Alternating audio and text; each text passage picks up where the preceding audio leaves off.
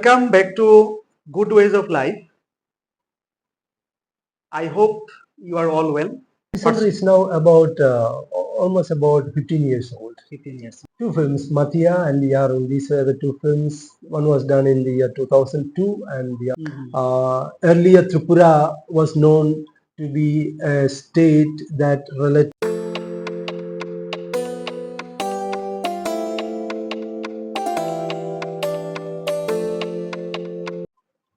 Welcome back to Good Ways of Life. I hope you are all well, and I always pray to God for your good health and good mind. Today, my dream comes true because I am here at the Donbosco Peace Center in Tripura, and with me here is a prominent person. It is a very glad moment for me. It's a memorable day for me that I reached here at the Peace Center, Nandan Nagar, Agartala, West Tripura. And if I talk about this prominent person, father, director, writer, it's very whatever we talk about him is very less, will be very less for him. Such a great personality. And welcome to our YouTube channel, Father. Thank you. So my dream comes true today. I got the chance, little time you took for us and took for me. So how are you, Father? I'm good. Thank you. I must also say it's my pleasure to spend these few moments together, and I also thank you for coming all the way to Peace Center here and for this little interview. Thank you. So, Father, what to tell you? I'm just from my house. I am just thinking about what to tell you and what type of questions I don't know much about that peace center. So, if I talk about for this peace center, how you will give us the details of this peace center, Donbosco? Donbosco Peace Center is a part of the Donbosco, bigger Donbosco institution, where we have a school, Donbosco School, Agatala. Then we have the parish, and we have the Peace Center. These are the three segments of this institution. And in the Peace Center, we focus especially on disadvantaged youth, young people who needs to be empowered, especially young people who are weak on the academic front, who find it difficult to proceed in the academic line. We explore ways of providing them with other income generating skills, other avenues of life. We used to have also remedial classes for class Madhyamik and class 12 failed students, and also skill training. In addition to that, we also have undertake activities in the promoting culture and language, especially of the indigenous people. Okay. Yeah. That's very These nice. are some of the activities that we do Activities. here. Yeah. So, if I ask one more question, that is about this peace center, when did it establish? Peace Center is now about almost about 15 years old. 15 years old. Okay. I think our audiences and our all friends have understood what we talked and about these details. I think they understood just now. Up to now, they understood. And now, the question about can you give us some details about your? We have heard that you directed one film and you were the writer of Yarun and Mathia. So, if you give us a few details about that, then we will be proud of. Yeah, okay. Two films, Matia and Yarun. These were the two films. One was done in the year 2002 and the other in 2005. 2007. Yarun was in 2007. Okay, and well, both these films social. They deal with social issues that we thought were relevant and important and needed in Tripura, in the state of Tripura. The first one dealt with the superstitious practice of witch hunting, which was prevalent at that time, and an alarming issue, and an evil practice, a superstitious practice. So we thought it worthwhile making a story, feature film on that, so that people see it and bring an end to this superstitious practice. There was the film Matya, and secondly, Yarun, who dealt with the issue of displacement in the context of the Dumbur Hydel project, where a lot of displacement took place. We built a story around that historical fact, which also happened. So both these films, in a way, are Tripura related very much. At the same time, we may try to make it into a universally relevant story for all the viewers. You have already heard about your great activities. So you have directed this film. I mean, 2 films, and this type of films of Tripura actually is very much uh, reliable to the people of Tripura and the societies of Tripura and the Kokborok language, whatever you have done it. So what the main theme or issue you think when you directed this film goes viral, and after that what people could understand about your film Iarum? I'm particularly talking about Iarum. What message or what theme is there? Once again, if you Yeah, okay. Now, Yaro and also Matya, both the films, of course, because film itself, cinema is, on the one hand, it's a work of art. And in Kokborok, in Tripura, especially when Matya started, there weren't too many films in Kokborok. So it's one of those early films.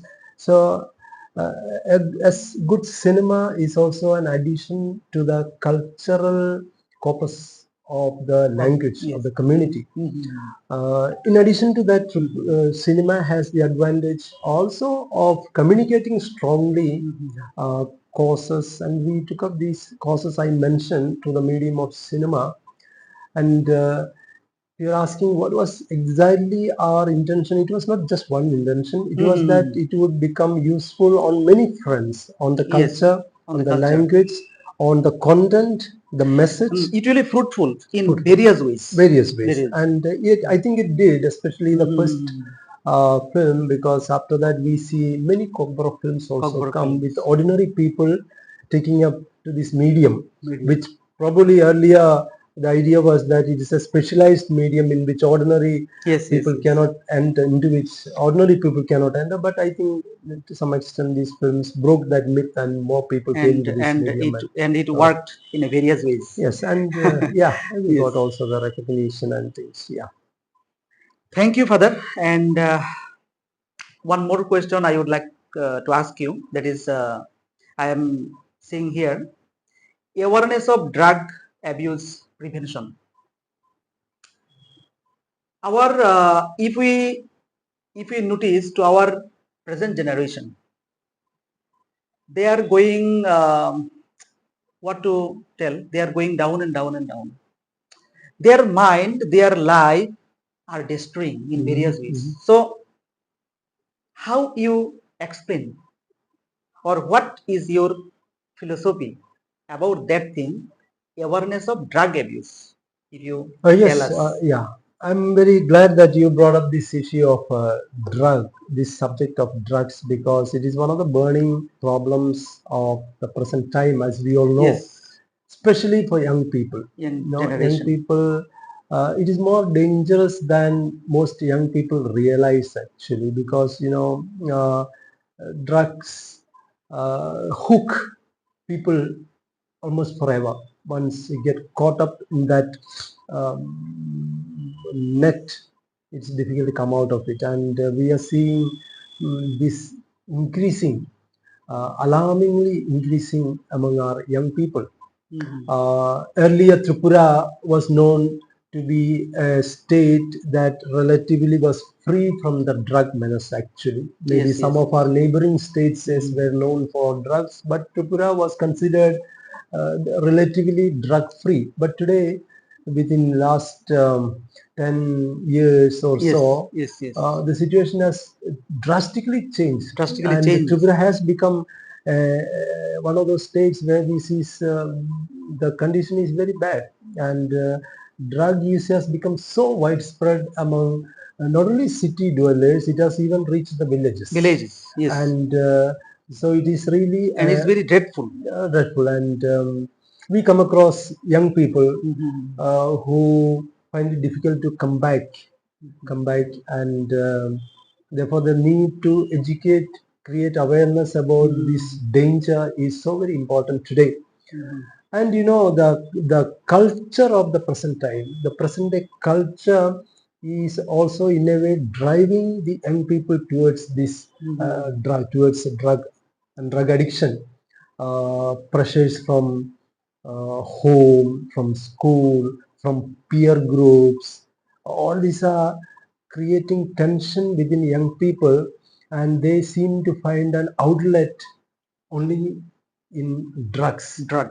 Therefore, the society, and actually every segment of the society is responsible, starting from the parents, Yes. the elders, the teachers, the school, the management. We are all responsible for this, and we all have got a role to play in preventing this. First of all, conscientizing the young people about the dangers of drugs, and to those who are already in it, helping them to come out of it before it gets too late. Every now and then we come across very sad stories, tragedies of young people who So many events are going so many there. events, so many accidents, suicide, so many things going, violence. Yes, Going on. Before things reach that stage, it is the society has all the obligation, the responsibility to step in and do whatever it can. Yes. And not only the students, I mean, the people. Sometimes we seeing that here and there, very younger student. I mean, from class, you can take class 3, class 4, class 5, class 6. Sometimes we see them in the bazar side or in some village area, so they are taking drugs. So I when I see them on social media, when I see them in some places, then my heart hurts. So how we can prevent this situation, that the very younger generation are taking too much drugs, even they don't know their name, their society, they don't understand the the real life, they are taking too much. Many small children. Yeah. So what do you tell about that situation? Because you know, the drug addiction, one doesn't become an addict overnight. Doesn't happen. Yes, yes. It is a very gradual process, a process which begins with a very harmless practice, perhaps. Yes, yes, And yes. that is what gradually grows into an unbreakable addiction later on. The beginning, it starts at a little escapism, a little momentary pleasure, a preference for a little comfort, momentary. It begins with that. Yes, sometimes they are taking it very joyful moment. When they are taking drugs, and after that they don't understand. They don't know about their future. Yeah, of course isn't not. it? Of course not. So, Especially, you know, the what we call the peer group, especially in the teenage, adolescent yes, you talked stage. about peer group earlier. The peer group, that's one very important factor. You know, it is through them that many young people get caught in drugs. And when a group is there, all that they are concerned about is, you know, enjoying life, you know, that momentary happiness, enjoyment, but they forget about the long-term consequences of that. Once this Consequences. group breaks up, they are no more in the group. They are all individuals, and they got to battle with this problem forever. Perhaps these things they don't remember, and they forget these very important things in that momentary enjoyment pressure. So these are some of the things that we need to make young people aware of, Yes, yes. that we shouldn't get caught in this. So, Take precautionary method. so much awareness, I think, Father, much awareness is needed in our society to prevent this type of dreadful disease. There are two dreadful. things required. One is certainly awareness of the issue. Second, perhaps even more important, is we should also look into the root cause. Why is it that young people are driven to this? How is it Yes, that yes, young people exactly. go towards? What are the causes? What are the factors that make them think about having recourse to drugs? Yes. We should also try to change those situations. Maybe there are, for example, in families, parents who have no time for their children. Parents who are busy with their own works, their own jobs, and the children are left by themselves. So, in order to get a little love, affection, little time, acceptance, little recognition, they need to look elsewhere. Yes, yes, yes. And so, That because is parents are, that is one instance. In the same way, you go to the school, for example. In the school, they are surrounded by different types of tension from the school authorities, from performance, marks, exams, their companions, being compared with other students. So, on all fronts, young people are living in a world that is filled with tension and stress. And one of the ways of letting out this tension, they realize, is taking drugs. So we should also look into changing these circumstances that surround young people. At the same time, simultaneously, certainly create awareness of the dangers of drugs among young people and the society also. Thanks a lot. And we came to the last segment because I will not take your much time. And we already came to our last question and the last segment phase, you can say. So, Father, now what message do you want to give to the younger generation and the teachers and the people of society for this situation? What message you want to give to our coming generation or the younger generation? Well, the message is more of a reflection than a message. You see, our present culture is making us very comfortable. You see, we now use more devices, mobile phones, computers, and life seems to have become much more easy now. Earlier, life used to be tougher, used to be more difficult. Now, everything has become so convenient, but it has also an adverse side to it. It's also making us prefer shortcuts to the harder paths. And even drugs, the problem we mentioned, is a part of that. The unwillingness to walk the hard path. We want quick solutions, easy answers to everything. But then I think in life there is no shortcut to success. No. There's no shortcut to success. That been good. There been shortcut, but the fact is that there's no shortcut to success, and there's no substitute to hard work either. So we need to be aware that life is really under no obligation to give us all that we dream of. We need to work hard to achieve, to make ourselves something in life.